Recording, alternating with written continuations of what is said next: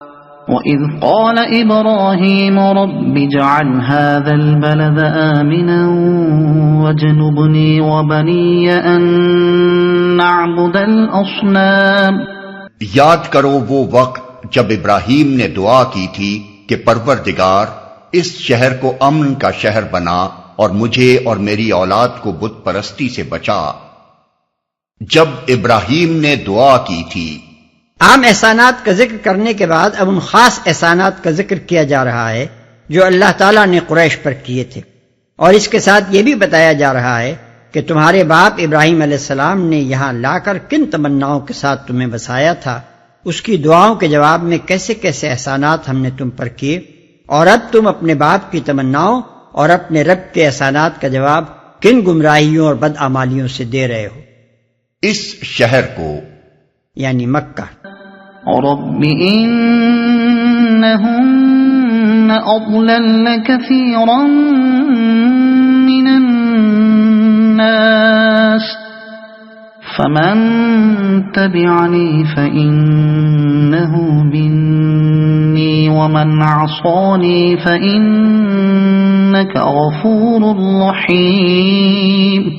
پروردگار ان بتوں نے بہتوں کو گمراہی میں ڈالا ہے، ممکن ہے کہ میری اولاد کو بھی یہ گمراہ کر دیں، لہٰذا ان میں سے جو میرے طریقے پر چلے وہ میرا ہے، اور جو میرے خلاف طریقہ اختیار کرے تو یقیناً تو درگزر کرنے والا مہربان ہے۔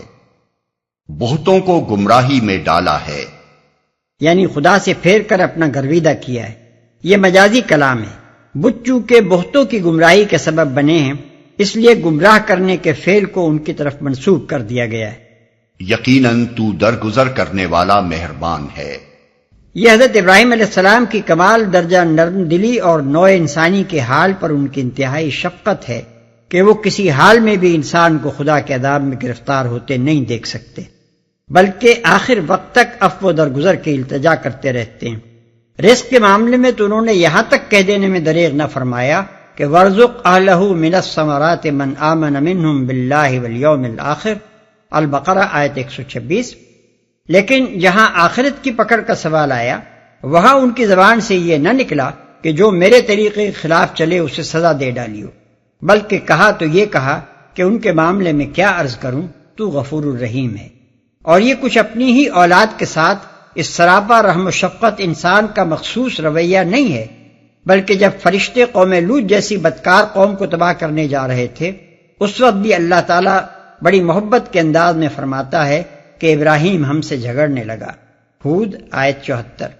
یہی حال حضرت عیسیٰ علیہ السلام کا ہے کہ جب اللہ تعالیٰ ان کے روح در روح عیسائیوں کی گمراہی ثابت کر دیتا ہے تو وہ عرض کرتے ہیں کہ اگر حضور ان کو سزا دیں تو یہ آپ کے بندے ہیں، اور اگر معاف کر دیں تو آپ بالادست اور حکیم ہیں۔ سورہ مائدہ آیت 118۔ ربنا انی اسکنت من ذریتی بواد غیر ذی زرع عند بیتك المحرم ربنا ليقيموا الصلاة فاجعل أفئدة من الناس تهوي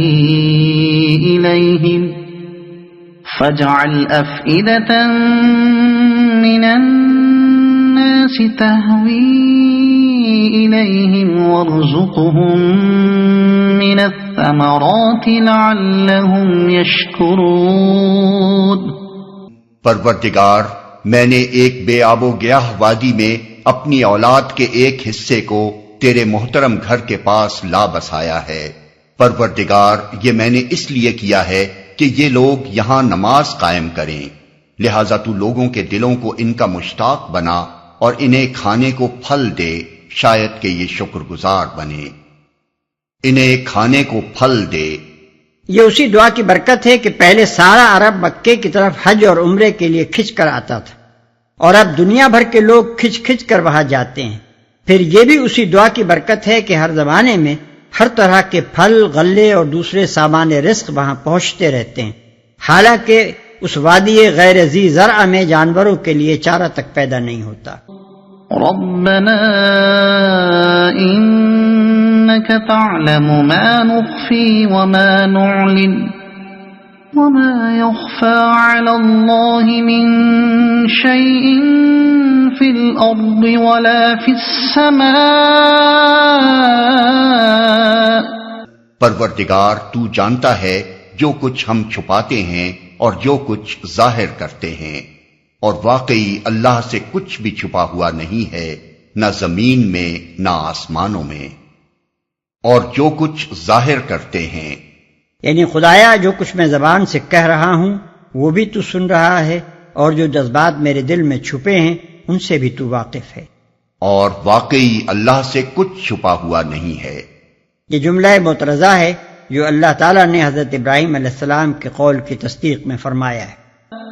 الحمد لله الذي وهب لي على الكبر إسماعيل وإسحاق إن ربي لسميع الدعاء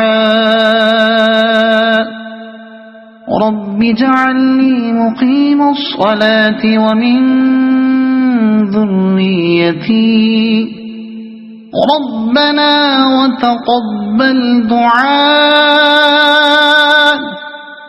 شکر ہے اس خدا کا جس نے مجھے اس بڑھاپے میں اسماعیل اور اسحاق جیسے بیٹے دیے. حقیقت یہ ہے کہ میرا رب ضرور دعا سنتا ہے. اے میرے پروردگار، مجھے نماز قائم کرنے والا بنا اور میری اولاد سے بھی ایسے لوگ اٹھا جو یہ کام کریں. پروردگار میری دعا قبول کر. ربنا اغفر لي ولوالدي وللمؤمنين يوم يقوم الحساب. پروردگار مجھے اور میرے والدین کو اور سب ایمان لانے والوں کو اس دن معاف کر دیجیو جبکہ حساب قائم ہوگا.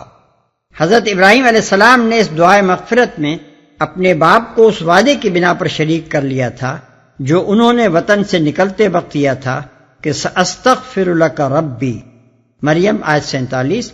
مگر بعد میں جب انہیں احساس ہوا کہ وہ تو اللہ کا دشمن تھا تو انہوں نے اس سے صاف تبری فرما دی.